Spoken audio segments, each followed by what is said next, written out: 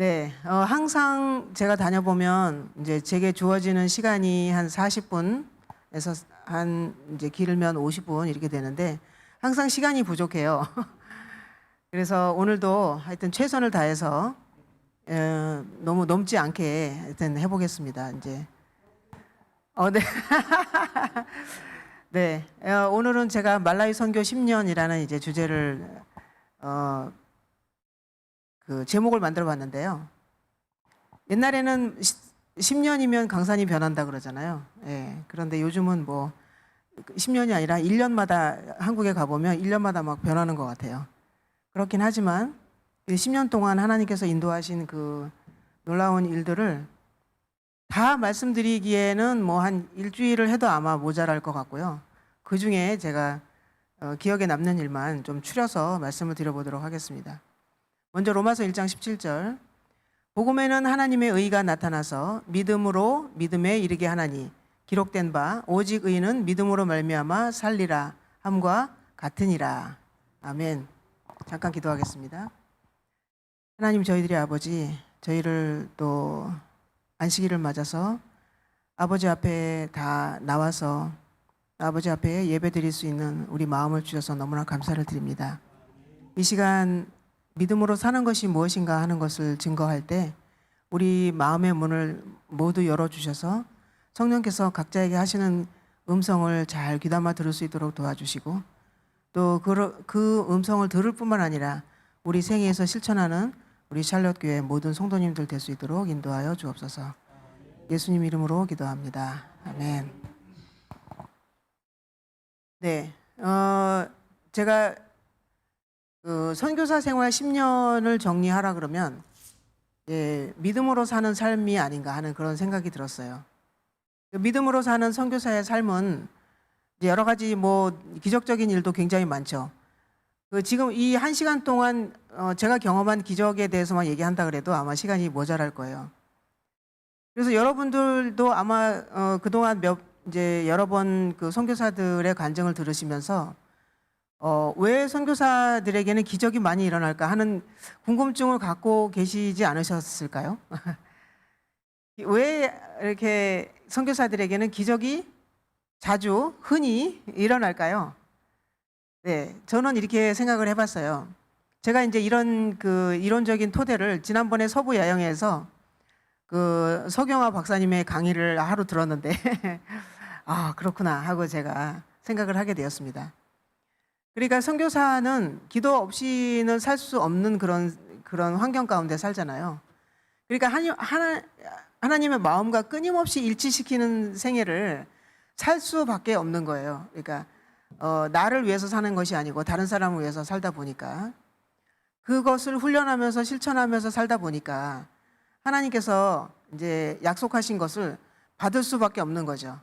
그러니까 이제 제가 생각하기에는 하늘에서 오는 이 그 파이프가 있다고 하면, 그 축복의 파이프가 있다고 하면 이제 우리 각자는 그리스도인으로서 또는 어느 곳에서는 선교사로서 이렇게 파이프가 또 이제 이렇게 한 가지가 가는데 이것이 이제 하나님께서 주시는 것과 또 우리 그리스도인으로서 받는 것이 그러니까 일치가 되면 하늘에서 오는 축복을 마음껏 받을 수 있는 것입니다.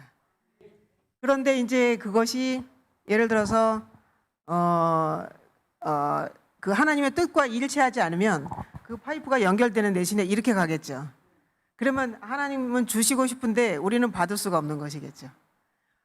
그러거나 아니면 연결은 돼 있어서 다른 사람을 위해서 기도는 하는데 그 목적이 하나님과 다르거나 또는 그 간절하지 않거나 뭐 이런 이유 때문에 또 못 받는 그런 경우도 있을 수 있을 것 같아요.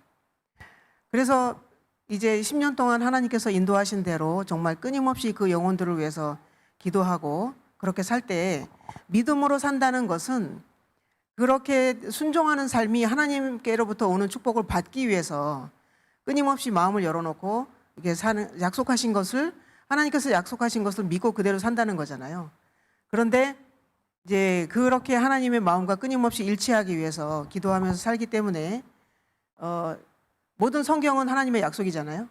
근데 그 말씀을 믿고 구할 때 하나님께서 주시는, 그러기 때문에 축복의 통로가 될 수 있는 것이 아닌가 하는 생각이 들었습니다. 네, 저는 이제 그 선교사 삶이 선교지 생활도 그런 이제 생애였습니다.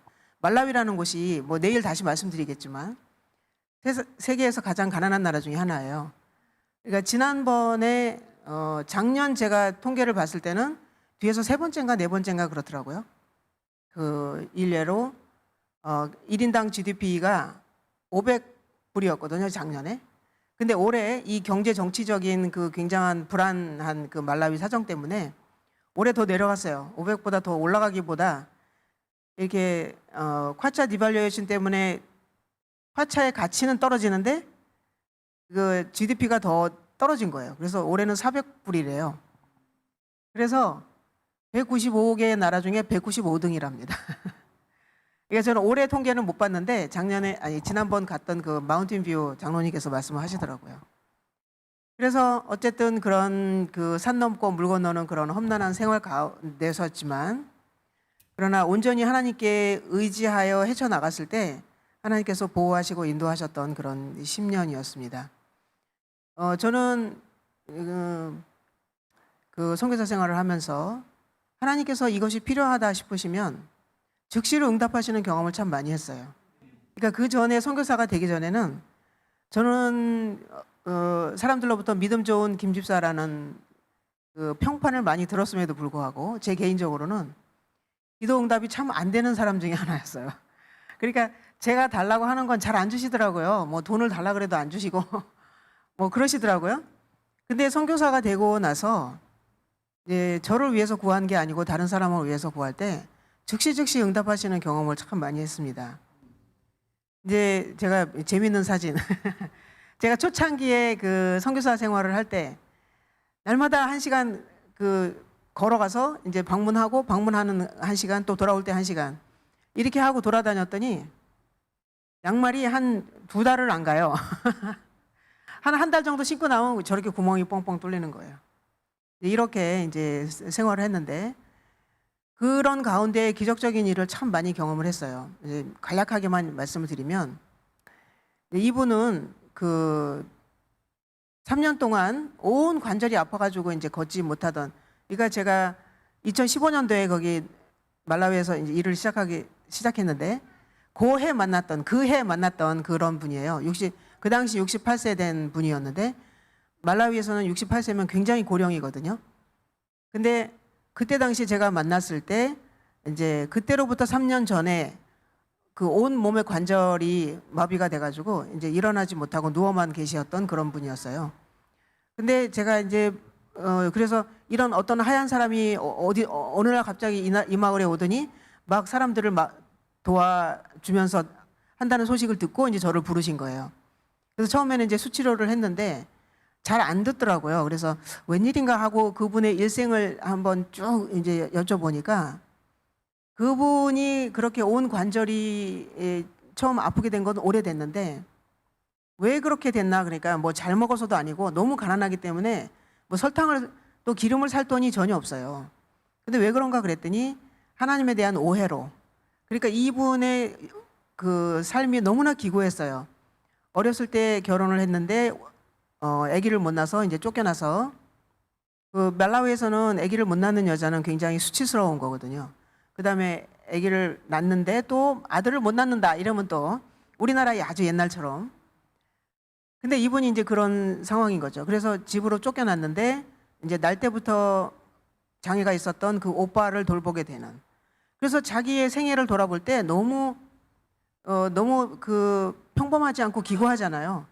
그러니까 그런 거를 곰곰이 생각하다가 이거는 분명히 하나님께서 내 죄 때문에 나를 미워하셔서 나를 벌줘서 이렇게 된 거야. 이렇게 생각을 하게 됐대요.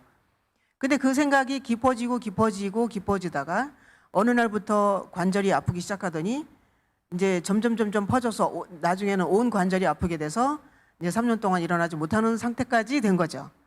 그래서 제가 그 말씀을 들을 때 제가 너무너무 마음이 아팠어요. 그러니까 제가 이제 제가 그렇게 마음이 아픈 건 처음으로 경험했는데요. 이제 어떻게나 마음이 아팠냐면 제가 사실은 선교사가 되기로 결심하게 된 계기가 있었는데 그때 제일 처음에 경험했던 게 제가 아기를 잃었었거든요. 근데 그때 정말 마음이 찢어지게 아프다는 걸 제가 경험을 했는데 이분이 하나님을 오해해서 그렇게 아프게 됐다는 걸 들으니까 정말 그야말로 마음이 찢어지게 아프더라고요. 그래서 그렇지 않다는 걸 설명해드리고 그렇게 이제 몇 시간 동안을 하나님께서 얼마나 그분을 사랑하시고 또 예수님이 그 이 땅에 오셔서 그분이 한 분만 계셨다고 해도 그분을 위해서 돌아가셨을 만한 그런 사랑이 많으신 분이라는 거를 이야기해 드렸을 때 정말 너무너무 기뻐하시면서 그래서 그런 하나님의 사랑을 계속 알아야 되는데 어떻게 하면 알 수 있느냐 성경 공부를 해야 된다 하고 내일부터 당장 성경 공부를 하자 이랬어요. 그랬더니 좋다고. 그래서 그 다음날 아침에 이제 갔는데 그러니까 그러기 전에 그렇게 마음이 너무너무 아파서 제가 그렇게 하고 내일 만나기로 하고 이제 그 집을 떠났는데 그 집을 떠나고 이제 저녁 때까지 계속 그분이 마음에서 떠나질 않는 거예요. 그래서 너무너무 간절하게 기도했어요. 너무 간절하게 기도하고 자기 전에 기도하고 그 다음날 아침에 또 일찍 일어나서 또 기도하고 그렇게 하고 이제 7시에 밥도 안 먹고 성경책 들고 이제 갔어요. 갔는데 그 집에 도착했는데 제가 어떤 장면을 봤냐면 그분이 저쪽에서 이렇게 쩔뚝거리면서 걸어오고 계시는 거예요. 그래서 제가 제 눈으로 보면서도 믿기지가 않았어요. 그래서 제가 그 통역한테 저분이 어제 우리가 만난 그분 맞냐고 저분이 그 어제 사는 것보다 차라리 죽는 게 낫겠다고 말씀하신 그분이 맞냐고 그랬더니 맞대는 거예요. 그래서 여기 와서 빨리 앉아보라고 도대체 간밤에 무슨 일이 있었냐고 제가 여쭤보니까 그분이 말씀하시기를 어제 와가지고 예수님에 대해서 이야기할 때 내가 그동안 너무나 오랫동안 하나님에 대해서 오해하고 하나님이 나를 벌줘서 그렇게 됐다고 하는 것이 아니라는 것을 깨닫고 하나님이 나를 위해서 예수님 그 아들 독생자를 보내주셔서 돌아가셨다는 게 깊이 느껴지면서 너무너무너무 감사했다는 거예요. 그러고 기쁘고 그래서 그날 밤 자는데 이렇게 항상 통증 때문에 잠을 못 잤는데 통증이 하나 없이 꿀잠을 잤다는 거예요. 그리고 아침에 일어났는데 이렇게 관절이 조금 부들부들 하더래요. 그래서 일어날 수 있겠는데 하면서 이제 일어나서 걸으셨다는 거예요. 그래서 그런 것을 보면서 참 하나님께서는 정말 살아계시구나. 그러니까 그분이 마음을 열고 예수님을 받아들이고 한 순간에 정말 우리가 다 알듯이 엔돌핀이 막 쏟아졌겠죠. 그렇게 하는 경험이 있었습니다. 그래서 제가 조금 전에도 잠깐 말씀드렸듯이 제가 그런 마음을 예수님께서 주신 마음을 가지게 될 수 있었던 그런 경험을 잠깐 말씀을 드릴게요. 제가 어디를 가든지 이제 선교사가 말라위에서 선교사 생활을 하고 있다 그러면 많은 분들이 공통적으로 하시는 질문이 있어요. 아니 어떻게 돼서 그렇게 말라위까지 아프리카까지 가서 선교사를 하게 됐느냐 하시는 질문이에요. 그래서 또 이제 내일 틀림없이 여러분들께서 물어보실 것이기 때문에 잠깐 그 경험을 말씀드리고 지나가도록 하겠습니다. 제가 이제 제가 기억하기로는 24살 때였던 것 같은데요. 저는 이제 무신론자였어요. 그러니까 뭐 종교가 없다 그런 차원이 아니고 아주 적극적으로 하나님은 없다 하는 그런 무신론자였어요. 그러니까 뭐 청소년기 때 여러 가지 그 사회 부조리나 이런 것에 대해서 생각하면서 하나님이 계시다면 이 세상이 이렇게 될 수가 없다 하는 그 생각에 그 해결책을 찾고자 뭐 철학책도 뒤져보고 하라는 공부는 안 하고 맨날 밤새워서 그런 책이나 읽은 결과 결국은 무신론자가 됐어요. 그런데 이제 이 얘기만 하자 그래도 1시간이지만 줄여서 그런데 이제 하나님께서는 저를 계속 하나님을 믿도록 코너로 몰아 넣으셨죠. 그래서 결국 천사 같은 주가동교회 다니시는 어떤 집사님을 만나서 제가 하나님을 만나게 됐고요. 그때가 이제 저의 첫 번째 인생의 터닝 포인트였고요.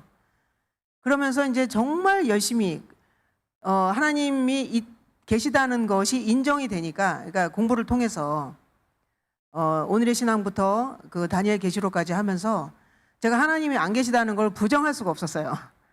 그러면서 이제 우리 그 예언의 신과 그런 거를 읽으면서 이제 아주 정말 여러분들이 보시기에 너무나 신실한 그리스도 그러니까 교인이 되었죠. 그래서 들어오자마자 교회에 들어오자마자 뭐 어린이 소년반 가르치면서 뭐 어린이 계시록도 막 열정적으로 하고 그렇게 열심히 했어요. 그리고 나서 이제 결혼하고 또 침례받고 한 2년째 되던 해에 이제 결혼을 하고 이제 강원도에 가서 살게 되었습니다. 그러면서 16년을 살았는데요. 결혼 생활 16년, 그다음에 교인 생활 18년. 그러면서 한 가지 저의 마음 가운데 항상 고민이 있었어요. 누구한테 말은 못하고 저의 생활 가운데 저는 열심히 거기 가서도 뭐 무슨 그 교회 무슨 직책이란 직책은 다 하고 교사에 또 뭐 어린이 그 교사 협의회 하면 또 저를 회장으로 뽑아놓고 그래서 정말 열정적으로 일했어요. 그런데 제 마음 가운데는 평안이 없었어요. 그러니까 말씀 속에서 말씀하시는 그 하나님 믿음으로 산다는 것이 믿음으로 말미암는 의에 대해서 제가 가르치기도 했으면서도 제 마음 깊은 곳에서는 그 말씀이 제 생활 가운데서는 일어나질 않는 거예요. 그러니까 항상 아무 염려도 하지 말고 그 마음 가운데 평안이 있어야 되는데 누가 어떤 조그만 이런 얘기를 했다 하면 저는 그날 밤에 잠을 못 자는 거죠. 저 사람이 나에 대해서 왜 그런 말을 했을까? 그렇다고 그 대놓고 말은 못하고 혼자서 끙끙 앓고 그러는 거죠. 그러니까 스트레스가 굉장히 많았어요. 뭐 이렇게 주변 사람들과도 저는 굉장히 사람들로부터 인정을 받는 착한 사람이었는데도 불구하고 제 마음 가운데는 그런 일이 있었던 거죠. 근데 이제 결정적으로 결혼 생활 16년 그 해에 이제 제가 그 사이에 유산을 좀 여러 번 했어요. 그러니까 아기를 잘 이제 지키지를 못하고 중간에 유산이 되고 그러면서도 그 뭐라 그러죠? 그 유산되고 나서 조리를 잘 해야 되는데 그 조리를 잘 못하는 가운데서 또 이제 남편은 계속 사업한다고 하다가 말아먹고 계속 망하고 이제 이렇게 반복되는 생활 가운데서 굉장히 스트레스가 많았었는데 이제 40대 초반이었어요. 근데 마지막으로 이제 시도해보자 해가지고 이제 또 임신이 되어서 이 아이를 잘 지키고자 그 서울에 있는 차병원 근처에 분당 차병원 근처에 가서 살게 되었어요. 이 아이는 꼭 이제 어떻게 좀 성공해 보리라 하고 그랬는데 결국은 이제 그게 안 돼서 조산을 해서 인큐베이터에 들어갔는데 4일 만에 또 이제 잘못된 것을 제가 경험을 했죠. 그 아기 그 인큐베이터에 아기 중환자실에 있는 거를 제가 매일 가서 봤는데 결국은 이제 잘못됐어요. 그래서 그것 때문에 너무너무 그 전에 이제 유산이 됐을 때는 이제 제가 보지 않아도 그냥 병원에서 처리할 수 있었거든요. 돈만 주면. 근데 얘는 이제 제가 계속 눈으로 4일 동안 계속 내려가서 봤던 건데 그렇게 되니까 제가 그리고 이제 그게 마지막이라고 생각을 하고 있었는데 제가 너무 견딜 수가 없더라고요. 그래서 결국은 실어증까지 올 정도로 이렇게 대화가 안 됐었어요. 그러니까 한국말이 전혀 생각이 안 나가지고 그러는 와중에 이제 또 남편도 마찬가지로 마지막이다 하고 했던 그 사업이 그 연이어서 제가 이제 아기를 잃고 시리에 빠져가지고 밤마다 이제 정말 잠을 못 자고 울고 그런 생활을 하고 있는 와중에 이제 그 사업이 이제 또 쫄딱 망하고 빚더미에 올라앉은 거죠. 그 당시에 한 18년 정도 된 것 같아요. 그 당시에 이제 3억이란 빚 이제 그래서 그 뭐죠? 길거리로 나앉았어요. 뭐 모든 걸 다 정리해도 어떻게 해결할 수가 없어서. 그래서 이제 엎친 데 덮치고 그래서 쓰나미처럼 제 인생에 그 천지가 개벽하는 그런 이제 고통 가운데 있는데 그래도 그 두 가지는 저희가 그래도 40대 초반이었으니까 또 열심히 하면 또 일어날 수 있잖아요. 뭐 또 시간이 가면 또 극복할 수 있고. 근데 마지막 제 결정타는 이제 남편이 저에게 해서는 안 될 그런 부정한 일을 한 것이죠. 제가 이제 그래서 그거는 정말 도저히 견딜 수가 없어가지고 그런 모든 일들이 6개월 사이에 일어난 거예요. 6개월 사이에. 그래서 제가 너무 견딜 수가 없고 아무리 기도를 해도 해결이 안 되고, 그래서 제가 날마다 그 나머지 6개월 세월을 어떻게 보냈냐면, 하나님, 저 내일 아침에 일어나면 눈 안 뜨고 싶어요. 그러니까 제가 하나님 사랑을 그래도 조금 맛보아서 아는데 제가 제 자신을 어떻게 할 수는 없으니까 하나님께서 저를 어떻게 해주세요. 내가 도저히 살고 싶은 의미도 없고 이제 더 이상 살고 싶지도 않고 그렇게 6개월을 보냈어요. 그런데 이제 그렇게 6개월을 보내고 12월 달이 그 해 12월이 됐는데 제 바로 밑에 있는 동생이 있어요. 그 동생이 저에게 이제 언니가 그렇게 하다가는 진짜 결국 죽게 생겼으니까 내가 도와줄 테니까 그거 다 정리하고 어떻게 이제 일어나 볼 생각을 하라 이렇게 하는 거예요. 그래서 아, 이게 하나님의 음성이다 하고 제가 좀 미안하긴 하지만 그 동생에게 의지하고 다 정리하고 이제 하동 요양원에 갔어요. 그래서 이제 시간이 빨리빨리 지나가고 있기 때문에 줄이면 그렇게 이제 내가 머리를 들고 하나님을 다시 찾자 하고 죽기 아니면 살기로 하나님께 매달려 보자. 그래서 야곱의 그 씨름을 하기로 그렇게 결심을 하고 이제 새벽마다 그 추운 그 산속에서 예배당에 찾아가서 아침마다 새벽마다 기도를 하게 되었습니다. 그러니까 저는 이제 하나님께 이거는 그냥 뭐 어떻게 저를 좀 도와주세요 이 차원이 아니고요. 하나님, 저를 죽이시든지 살리시든지 둘 중에 하나만 하십시오. 제가 이래가지고는 도저히 못 살겠습니다. 이렇게 하고 이제 정말 단판 승부하는 그런 심정으로 하나님께 다가갔어요. 그랬을 때 한 달 되는 그 아침에 제가 예수님을 십자가에서 만나게 되었습니다. 그 십자가에서 만났을 때 그 예수님이 그게 이제 어떤 비전인지는 모르겠는데요. 예수님이 십자가에 달리신 그것을 제가 이제 그날 아침에 기도하면서 봤는데 그 보니까 그 심장이 이렇게 열려져 있는데 그 심장이 찢어져 있는 거예요. 근데 그것이 그 전에 이론적으로 또 때로는 이사야 53장을 명상하면서 하나님께서 예수님이 나를 위해서 돌아가셨다는 것 때문에 감동이 돼서 눈물도 흘렸지만 그날은 정말로 예수님이 돌아가신 것이 다른 어느 누구도 아닌 나 때문에 돌아가셨다는 것을 너무나 절감했어요. 그래서 그날 얼마나 울었는지 몰라요. 그러면서 그 순간 그게 정말 한 시간도 안 됐던 그 펑펑 우는 가운데서 모든 것이 다 해결이 됐어요. 용서가 안 됐던 모든 것들, 그 다음에 왜 내가 용서를 하지 못하고 그렇게 6개월 동안 하나님 나를 죽여주십시오 하고 기도했던 그 이유들, 모든 것들이 다 해결이 되고 깨닫고 그 다음에 하나님께 온전히 저를 드리기로 결심하고 나머지 생애는 하나님께서 저에게 덤으로 주신 것이라 생각하고 어떻게 하면 예수님과 늘 같이 살 수 있을까? 답은 한 가지밖에 아무리 생각해도 안 나오더라고요. 선교사.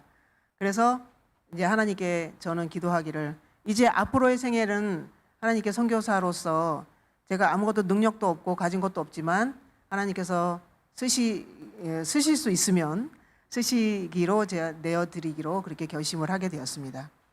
그러면서 이제 중간 얘기 다 생략하고 그렇게 해서 이제 36기 1000명 선교사로 가서 이제 훈련을 받게 되었고요. 그리고 또 훈련을 마치고 또 저의 개인적인 일을 이제 좀 중간에 한 다음에 이제 아프리카로 가게 되었습니다. 그것도 뭐 굉장히 이제 여러 이야기가 있지만 그래서 이제 이분이 그렇게 공부를 하는 장면이었고요. 그리고 이제 한 1년 반 동안 이렇게 개인적으로 이제 일을 하다가 제가 개인적으로 이렇게 집집 방문을 다니면서 해보니까 처음에는 그렇게 뭐 선교사 훈련 센터를 한다든지 그런 생각을 전혀 안 했어요. 그냥 처음에는 어떤 생각으로 갔냐면 단순하게 뭐 이거 하고 저거 하고 뭐 이렇게 계획을 세우고 간 게 아니라 그냥 무작정 간 거였거든요. 그러면서 그냥 개인적으로 집집 방문 다니면서 도울 사람이 있으면 돕고 이제 이렇게 그냥 뭐라 그래야 되나요? 이렇게 소소하게 그렇게 이제 하려고 결심하고 갔는데 그렇게 다녀보니까 그 문화적인 차이가 너무 심하게 나는 거예요. 그러니까 저는 그 문화를 이해하지 못하고 그 사람들은 또 제가 시골에서 이제 주로 활동을 했는데 시골 사람들의 교육 수준이 굉장히 낮거든요. 그러니까 지금도 글을 못 읽는 사람이 굉장히 많아요. 그러니까 저는 아무리 쉽게 설명을 해도 그분들이 잘 이해를 못하는 면이 많은 거예요. 그래서 그렇게 이제 어쨌든 그곳에서 6개월 동안 방문을 다니고 또 전도회도 하고 교회도 세웠지만 제가 내린 결론은 이게 내가 혼자서 이렇게 하는 것보다 내가 경험한 하나님을 많은 젊은 사람들에게 가르쳐서 동시에 이 사람들이 가서 자기 언어로 자기 민족에게 자기 똑같은 문화를 바탕으로 그렇게 하도록 하는 게 낫겠다 하는 결론이 내려지더라고요. 그래서 이제 선교사 훈련을 하기로 결심하고 이제 싼 땅을 그때 이제 저희 36기 동기가 있었는데요. 제가 그런 생각을 항상 공유하고 카톡으로 이제 하고 그 친구가 늘 기도도 해주고 했었는데 그 생각을 얘기를 했더니 너무 좋은 생각이라고 하면서 그때 당시에 200만 원을 보내줬어요. 2015년도에 2016년도에 그래서 200만 원을 가지고 어디 땅을 사야 되잖아요. 선교사 훈련을 하려면 뭐 집 한 채 지을 만한 땅 가지고는 안 되니까 좀 그래도 넓은 부지가 있어야 되는데 그걸 들고 이제 제가 직접 다니지도 못해요. 왜냐하면 외국인이 땅을 산다고 나타났다 하면 만약에 예를 들어서 땅이 이제 한 그게 10만 원이다. 그 이제 어느 정도의 크기가 그러면 이 외국인이 나타났다. 그러면 뭐 10배가 뭐예요? 뭐 엄청나게 뛰는 거죠. 그래서 이제 저는 못 나타나고 이제 저랑 처음에 함께 했던 친구를 이제 보냈는데 너무 가격이 비싼 거예요. 제가 처음에 있던 곳은 그 메인 도로가 지나가는 곳이라서 비싸더라고요. 그래서 200만 원 가지고는 뭐 이렇게 집 지을 땅밖에 못 사는 거예요. 그래서 이제 산골에 마을도 멀리 떨어져 있는 그런 곳에 이제 6만 평을 200만 원 가지고 이제 사게 되었습니다. 그래서 처음에 갔을 때는 이랬었어요. 뭐 나무도 없고 그분이 저에게 이제 땅을 팔고 나서 이제 한동안 바로 가서 못했잖아요. 저도 뭐 준비도 해야 되고 뭐 이렇게 하니까. 그랬더니 남아있는 나무를 다 베가지고 가져간 거예요. 제가 거기 안 가는 사이에. 그래서 수치로 만들어가지고 다 팔아버렸더라고요. 그래서 가니까 이렇게 허허벌판이었어요. 그래서 뭐 그때 이제 저랑 뜻을 같이 한 그 말라위 사람들이 청년들이 15명이 있었어서 이제 당장 가서 아무것도 없잖아요. 그래서 이제 텐트를 치고 이렇게 살게 되었습니다. 그래서 이제 이 친구들은 어떤 식으로 살았냐면 그 지푸라기로 이렇게 집을 지었어요. 일단 뭐 살아야 되잖아요. 일단은 그냥 한 데서 잘 수는 없으니까. 근데 저는 거기서 도저히 못 살겠더라고요. 왜냐하면 우리가 이제 약간 큰 집을 지어가지고 거기서 예배도 드리고 했는데 어느 날은 우리가 예배 드리고 앉아서 이렇게 찬미하고 있으면 이렇게 천장으로 뱀이 이렇게 지나가요. 그래서 이제 그런 곳에서는 제가 잘 수도 없고 그래서 할 수 없이 이제 이런 텐트를 몇 개를 샀습니다. 그래가지고 저는 여기 텐트에서 살았어요. 여기 텐트에서 살고 다른 청년들은 그 지푸라기로 만든 집에서 살고. 예, 그래서 이렇게 텐트에서 이제 살다가 어느 날 이제 그때는 제가 그 자급 선교였기 때문에 그 가족들 그다음에 친구들 그리고 조금 알고 있는 교인들 이렇게 이제 후원으로 살고 있었거든요. 근데 식구는 많죠. 또 같이 먹고 살아야 되죠. 또 들어가는 이제 선교사 훈련을 하기로 시작했으니까 건물도 있어야 되잖아요. 그리고 한 가족이 전체가 다 온 가족이 있었는데 고등학교 교사였던 부부 가족이 있었는데 그 가족이 또 집이 있어야 되잖아요. 그래서 후원금 들어오는 건 다 그렇게 이제 쓰다 보니까 뭐 기숙사 짓고 또 이렇게 하느라고 이제 그 뭐 풍족하게 먹고 이렇게 할 수가 없었던 거예요. 그래서 오랫동안 그렇게 먹고 부실하게 먹고 하다 보니까 어느 날 제가 말라리아에 걸렸어요. 그래서 말라리아에 걸려가지고 저는 처음에 말라리아에 걸린지도 몰랐죠. 그러니까 생전 처음 겪는 일이니까. 근데 이제 그리고 산 속에 있고 또 우리 재림교인이 그 블란타이어라는 곳에 있는데 거기 2시간 떨어진 곳이거든요. 그래가지고 이제 저는 뭔지도 모르고 그냥 뭐 5분에 한 번씩 계속 이제 설사를 하고 있고, 이제 그러는 와중에 이제 그 재림교회 아니 그 병원에서 일하고 계시는 브라질 의사가 있는데 제 소식을 들으신 거죠. 그래서 이제 앰뷸런스를 보내주시고 이렇게 해가지고 겨우겨우 살게 되었는데, 이제 그 병원에 가가지고 2주 동안 중환자실에 있게 되었어요. 그래서 산소 호흡기 여기로 뭐 또 뭐 온갖 온 몸에다 링겔 다 붙이고, 그래서 그러고 있다가 이제 요게 이제 말라리아 잡히고 2주 되던 그때의 모습입니다. 이 완전히 풍선처럼 부풀어가지고 사람이 모든 게 다 빠져가지고 모든 게 그 헤모글로빈 수치도 5로 되고요. 그래서 이제 거의 죽기 직전까지 갔다가 이제 그때 저를 아는 모든 사람들이 금식 기도를 하고 그랬죠. 그리고 이거 회복하는데 한 6개월 넘게 걸렸어요. 한 2달 동안은 걷지를 못했어요. 그래서 그런 식으로 되었지만 그래도 이 이야기를 하자가 어떻게 이것도 정말 이 중환자실에서 모든 그 의사들과 간호사들이 이건 기적이라고 그때 마지막 이거 다 떼는 날 그럴 정도였지만 어쨌든 그 이야기도 뭐 하자면 길기 때문에 그런 일들이 있었지만 그래도 하나님께서는 회복시켜 주시고 또 여전히 이런 기적적인 일을 많이 보게 하셨습니다.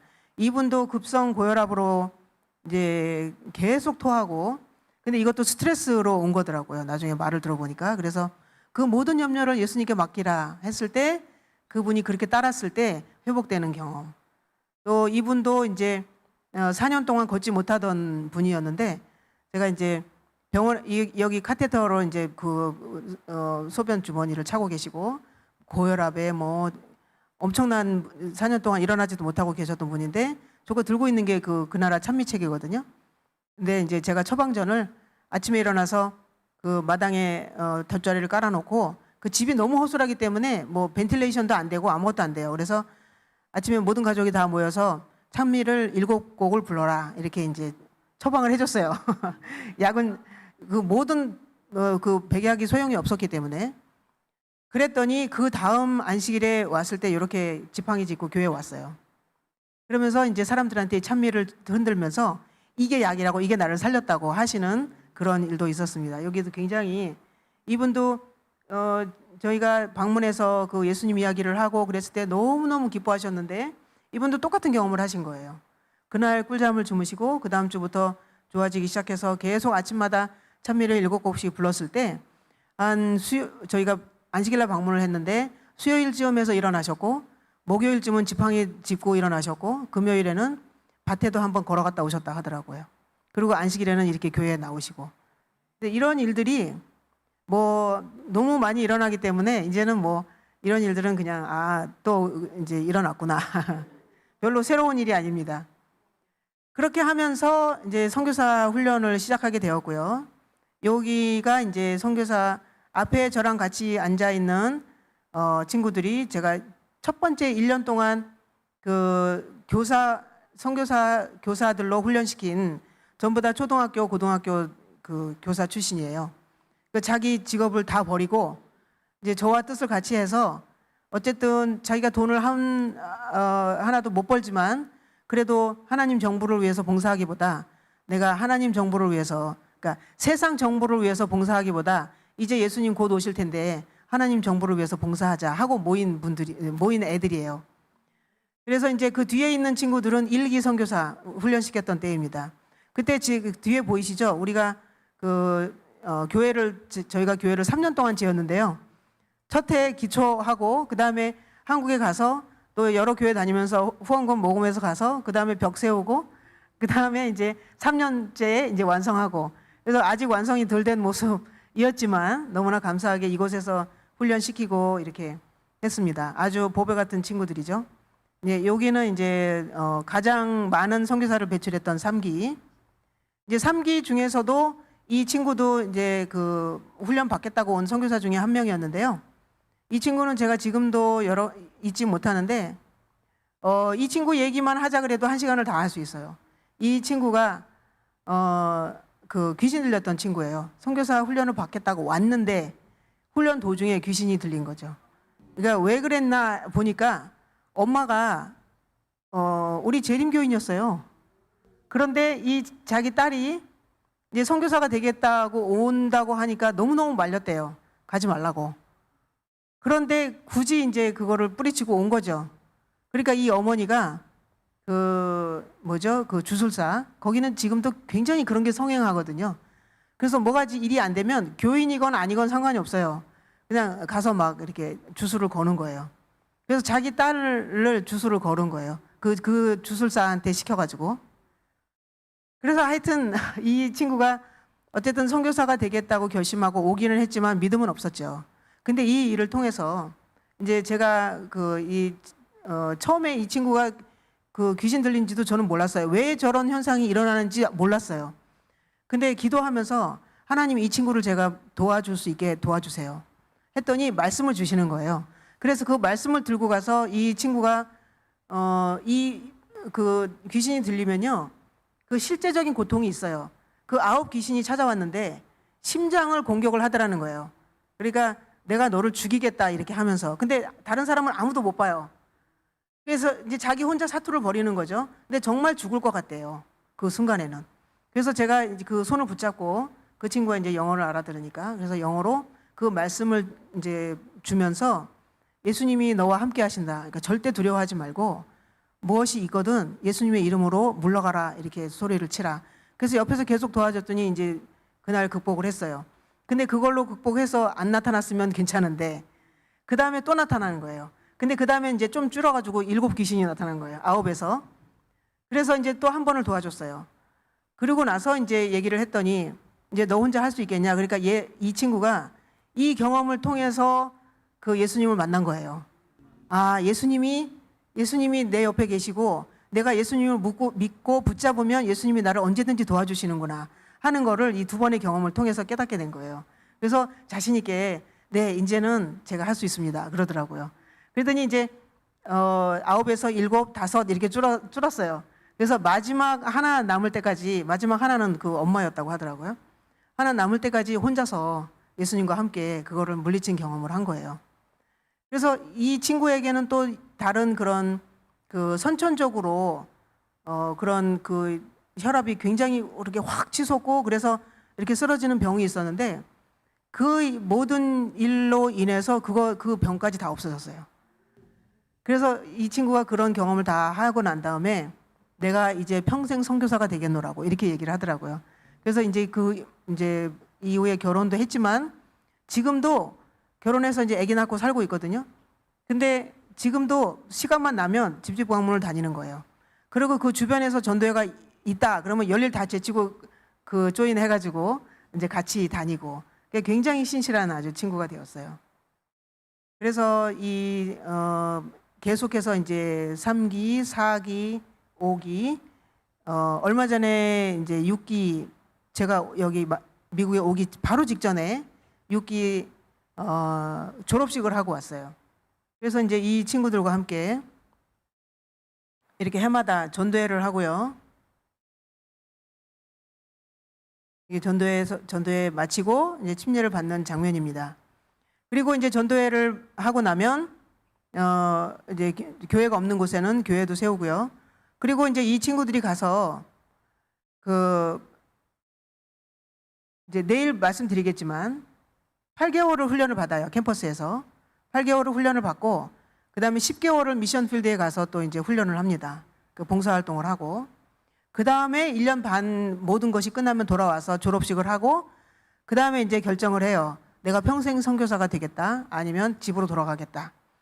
그래서 평생 선교사가 되겠다고 결심하는 친구들에게는 이제 저희가 돈이 많이 없기 때문에 많이 지원은 못하지만 그래도 식비 정도는 저희가 지원을 합니다.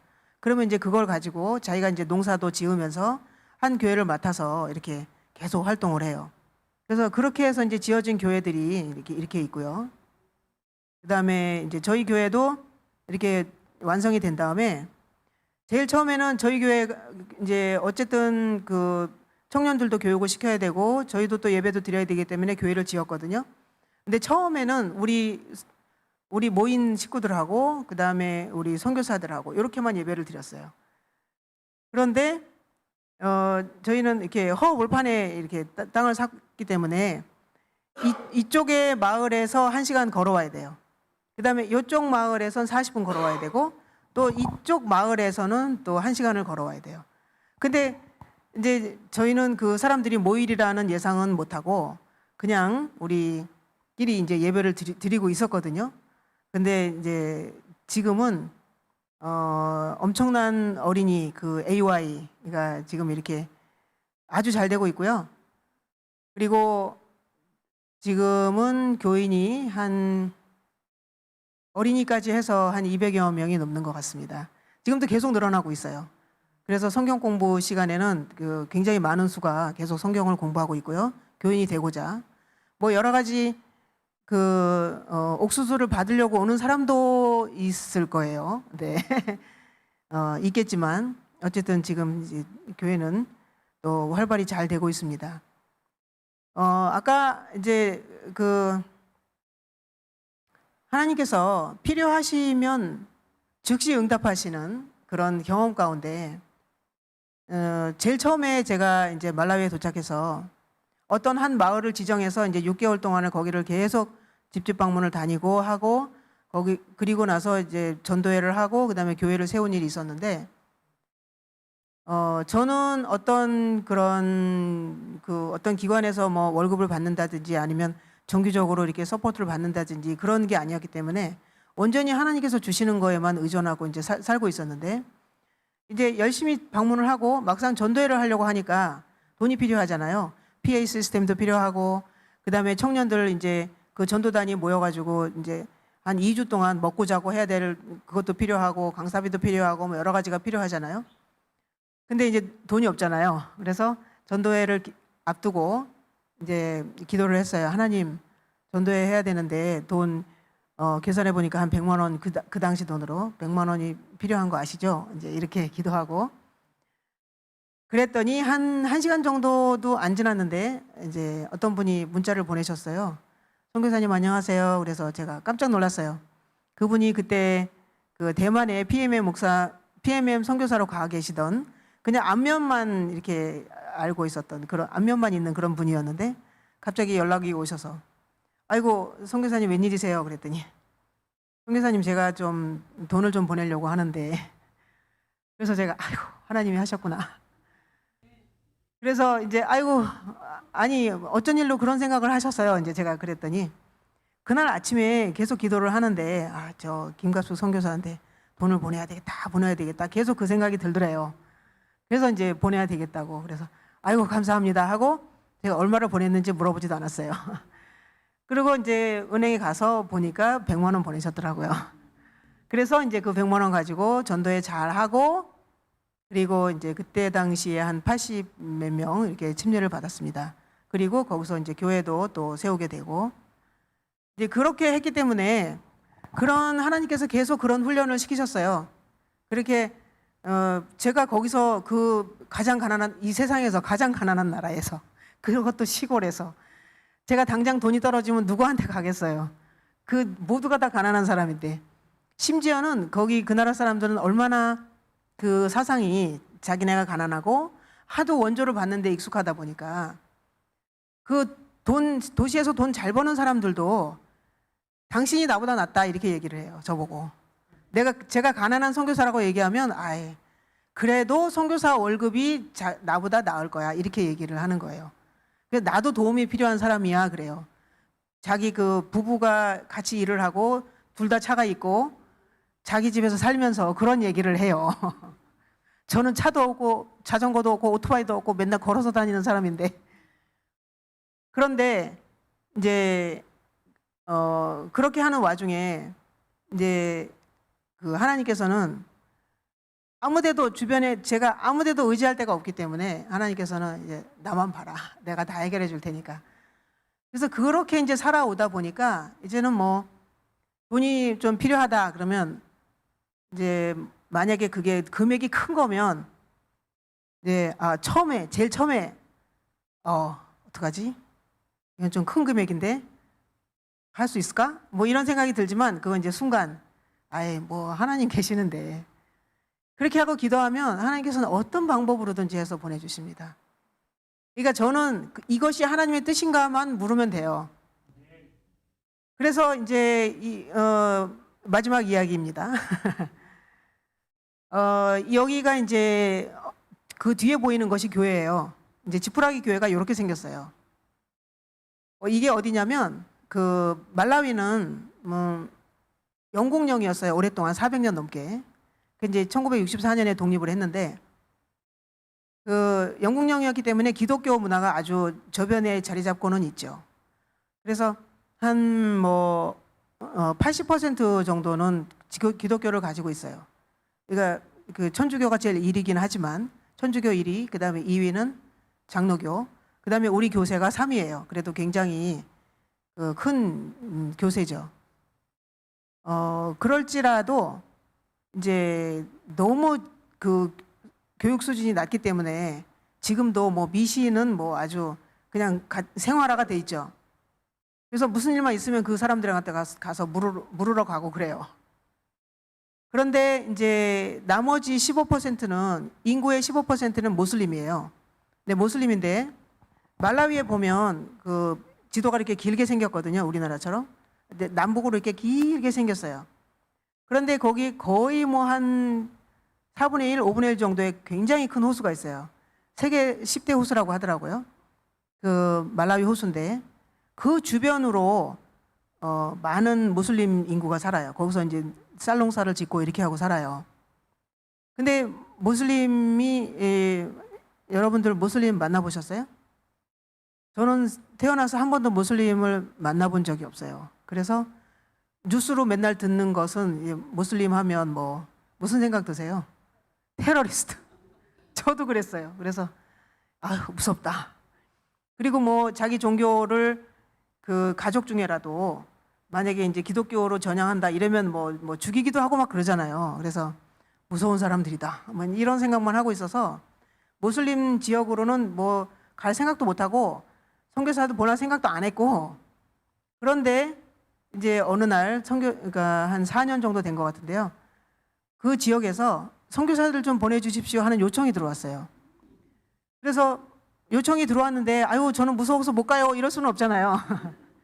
그래서 그때부터 기도를 하고 이제 3명의 선교사를 보내기로 했습니다. 아주 신실한 청년들을 보내기로 하고 저희가 이제 거기 사전 답사를 갔어요. 그래서 이제 가서 그 뒤에 있는 사람들은 그 지역에서 그 마덕교회라고 하는 그 좀 큰 교회에서 모인 사람들이에요. 제일 옆에 그 파란색 이쪽에 있는 파란색 그 좀 연세 드신 분이 그 교회 교인이었고 그 옆에 계신 분들이랑 그 나머지는 다 다른 데서 오신 분들이에요. 그래서 이제 이때 선교사들을 보내놓고 이제 저랑 같이 서 있는 이 두 친구가 거기 선교사로 보낸, 근데 원래 3명인데 이때 사진 찍을 때 1명이 없어가지고 이제 그래서 3명을 보냈어요. 그래서 이제 보내놓고 저희는 그 보낸 순간부터 이제 기도를 하기 시작했죠. 왜냐하면 저희가 어떤 계획을 세웠었냐면 이 친구들이 거기 가서 이제 열심히 봉사를 하고 1월 달에 보냈으니까, 그리고 이제 9월 달에 예정돼 있는 전도회를 여기서 하자. 이제 이렇게 한 거죠. 그래서 이 친구들이 너무 열심히 이제 했어요. 근데 그 사이에 계속 여러 소식들이 들려오는 거예요. 뭐 그 굉장한 그런 반대와 뭐 이런 일들. 그래서 기도해달라. 그럼 또 저희가 또 다 모여서 기도하고 이제 그렇게 했죠. 그러니까 여기 모슬림 지역은 보통 다른 마을은 추장이 그 동네의 왕이기 때문에 추장이라는 게 왕이란 뜻이거든요. 지금도 추장은 선출되는 게 아니고 그 가계로 이어져 내려와요. 그래서 그 동네를 그 추장이 관할을 해요. 왜냐하면 정부의 그 행정력이 미치지 못하기 때문에 아주 작은 소소한 그런 재판 이런 거는 다 추장이 해요. 근데 무슬림 동네에서는 추장보다 그 셰기라고 하는데 그 종교 지도자의 힘이 더 파워가 더 세요. 그래서 주민들이 모든 집안의 대소사를 그 사람한테 가서 의논을 하고 그래요. 그런 허락을 받고. 근데 이제 이 친구들이 방문을 다니니까 어디서 뭐 이상한 청년들이 와가지고 이제 막 방문을 다니니까 이제 그 셰익이 이제 명령이 떨어진 거죠. 그 사람들하고는 말도 섞지 마라. 뭐 인사도 하지 마라. 뭐 이렇게 된 거죠. 그런 가운데서도 이제 이 친구들이 환자들을 만났을 때 환자를 치료해주고 성경 말씀을 바로 들고 들어가지는 못하고 이제 그렇게 했을 때 사람들이 조금씩 이제 마음의 문을 여는 거예요. 그렇게 하고 이제 9개월 동안을 열심히 이 친구들이 활동을 했어요. 그리고 나서 9월 달에 예정돼 있는 그 전도회 전에 2달 전에 우리 그동안 그 다른 곳에서 선교를 하고 있던 모든 선교사들을 다 글로 보냈어요. 그래서 2달 동안 열심히 이제 활동을 하게 하고, 그다음에 이제 요거는 다음에 좀 전도했던 장면이 여기 사진에 안 넣네. 네. 그렇게 하고 이제 열심히 해가지고 전도회를 하는데, 그 전도회를 하는 과정에서도 뭐 보통 말라위에서는 이렇게 사람들을 교회에 불러서 전도회를 하는 게 아니고 가장 넓은 공터에서 이제 전도회를 하거든요. 근데 거기도 이 방해를 해가지고 막 몇 번씩 옮기고, 근데 하여튼 그런 가운데서도 정말 열심히 기도해가지고 이제 그때 이제 마지막으로 그 장소를 얻을 수 있었던 힘은 뭐였냐면 그 아주머니들이 도와줬대요. 그러니까 자기네가 9개월 동안 너무나 많은 도움을 이 청년들로부터 받았는데 왜 자꾸 방해를 하냐 이래가지고 결국 이제 얻게 되고, 하여튼 그래서 전도회를 잘 하고요. 이제 그곳에는 보통 이런 식으로 이제 보통 전도회를 하면 뭐 침례자 1명, 2명, 3명 이렇게 나온대요. 많이 나오면 5명. 왜냐하면 그 가족들의 프레셔가 너무 심하기 때문에. 근데 우리 전도회 하고 몇 명 나왔는지 아세요? 36명 나왔습니다.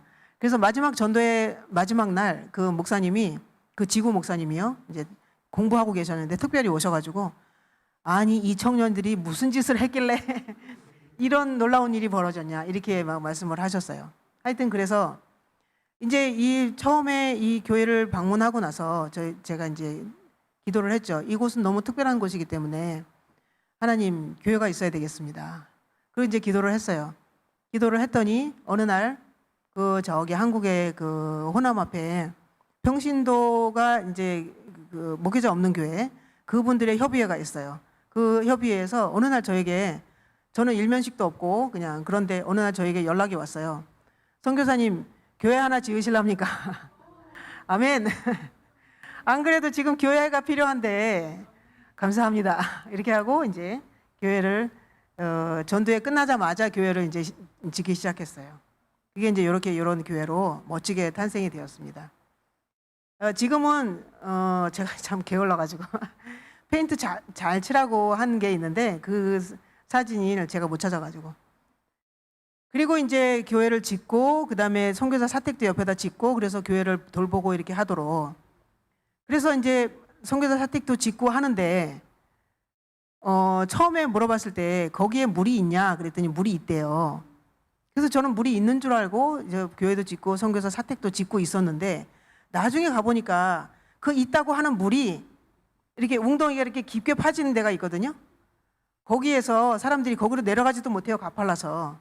여러 사람이 줄을 이렇게 해가지고 막 손으로 잡아 끌어가지고 한 바가지씩 펄어서 그런 데서 그 물을 갖다 놓고 깔아 앉혀가지고 운물만 이렇게 쓰는 그런 물이 있다는 것이었어요. 그래서 뭔가 했더니 거기에서 깨끗한 물을 얻으려면 이제 펌프 물을 가야 되거든요. 근데 거기가 이제 걸어서 1시간 정도 가야지만 그 물이 있다는 거예요. 그러니까 거기 너무 1시간 갔다가 물 길어서 1시간 와야 되잖아요. 그러니까 사람들이 너무 오래 걸리니까 그 물을 그냥 쓰고 있는 거예요. 그래서 많은 분들이 복통에 시달리고 있고 그러더라고요. 그래서 이제 아이고 또 큰일 났잖아요. 선교사들은 옮겨야 되겠고, 그래서 또 기도를 했죠. 하나님, 선교사들 가야 되는데 물이 없답니다. 어떻게 해요?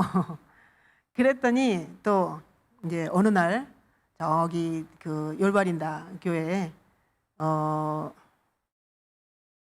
김종식 장로님 전화를 하셨어요. 선교사님 우물이 필요하시다면서요. 그래서 우물을 파게 되었습니다. 거기 이제 그 모든 추장과 이제 거기 새벽 5시부터 이제 물을 파기 시작했는데요. 온 주민이 새벽 5시 전부터 나와가지고 한 3시 정도에 이제 물이 공사가 끝났거든요. 그때까지 집에 안 가고 있는 거예요. 그래서 이제 물이 터져 나오기 시작하니까 이 모든 이 아주머니들이 나와가지고,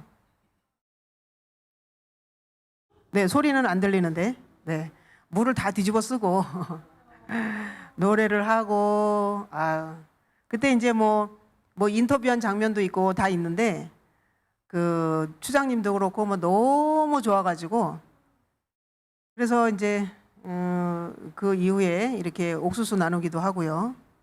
그래서 지금은 그 추장님이 그 지역에서 우리가 하는 모든 활동은 어떤 것이든지 와서 해도 되니까 언제든지 오라고 이렇게 하는 상태가 되었습니다. 그리고 지금은 이제 교회가 지어진 이후에 교인 수가 엄청 많이 늘어났어요. 그리고 이제 AY 활동도 하고 있고요. 그 선교사들은 거기서 계속 일하고 있고요. 그렇게 이야기가 있습니다. 꼰단이 이야기는 지금 9시 5분이 됐기 때문에 내일 시간이 되면 말씀드리도록 하겠습니다. 이거는 이제 그 올해 있었던 일인데요. 이 청년, 하나님의 하자도 모르던 청년이 그 백혈병이 걸려가지고 우리 뭐라 그러죠?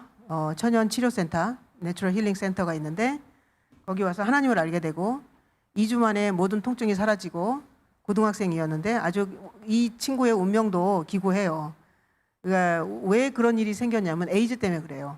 태어날 때부터 에이즈를 갖고 태어난 거죠. 그러니까 엄마가 몸을 파는 사람이었는데 돌보지 않고, 또 요즘에는 그 아기가 에이즈 엄마로부터 났어도 그 이제 안 걸리고 할 수 있거든요.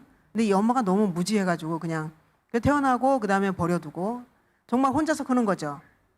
그랬는데 하나님을 알고 이 친구가 얼마나 감사하고 기뻤는지 이제 그 병으로부터도 해방이 되고 지금은 또 열심히 공부하고 있습니다. 그 소사 장학금으로 공부를 하고 있습니다. 네. 그래서 저는 마치면서 세상에서 가장 가치 있는 일은 선교사라는 생각이 듭니다. 세상에서 가장 가치 있는 일이 생명을 살리는 길이잖아요. 그래서 우리 의사분들이 그 국경 없는 의사에 속해 계신 분들이 또 이제 세계 각지를 다니면서 또 생명을 구하고, 근데 선교사는 그런 생명뿐만 아니라 영생을 주시는 예수님을 전하는 사람이잖아요. 그래서 저는 이 말씀을 꼭 드리고 싶습니다. 마태복음 5장 16절. 이같이 너희 빛을 사람 앞에 비추게 하여 저희로 너희 착한 행실을 보고 하늘에 계신 너희 아버지께 영광을 돌리게 하라. 네, 우리는 모두 선교사이죠. 어느 곳에 있든지 나의 최선을 다해서 영혼들을 위해 기도하는 우리 모두는 선교사입니다. 네, 선교지로 가든지 아니면 나의 일상생활을 살아가든지 나만을 위해서, 내 가족만을 위해서 살아가는 것이 아니라 내 주변의 이웃을 위해서, 또 도움이 필요한 사람을 위해서 기도하고 또 돕고 또 그들을 위해서 또 위로하고 하는 우리 모두는 선교사입니다. 오늘하고 내일 이 특별한 행복한 안식일에 우리 그리스도인으로서 나는 어떻게 살아야 하겠는가 하는 것에 대해서 깊이 생각해 보시는 그런 시간들이 되셨으면 참 좋겠습니다. 그래서 우리가 이제는 조금 마음은 점점 무뎌지고 있지만 예수님이 곧 오실 거라고 다 믿고 계시죠? 네. 모든 징조와 또 모든 이 미국에 오니까 또 여러 가지 이제 소식을 듣게 되었는데 모든 일들이 정말 한 방향을 가리키고 있어요. 예수님 곧 오신다. 그럴 때 나는 예수님 앞에 어떻게 서게 될 것인가 하는 것에 대해서 깊이 생각하시고, 또 나는 여기 비록 선교지로 가지는 못할지라도 이곳에서 어떻게 더 그리스도인으로서 그 영혼들을 살리는 일들을, 또 이곳에서 그 지역 선교사로서 어떻게 살아가야 될 것인가 하는 것을 깊이 생각하시는 우리 성도님들 되시면 참 좋겠습니다. 네.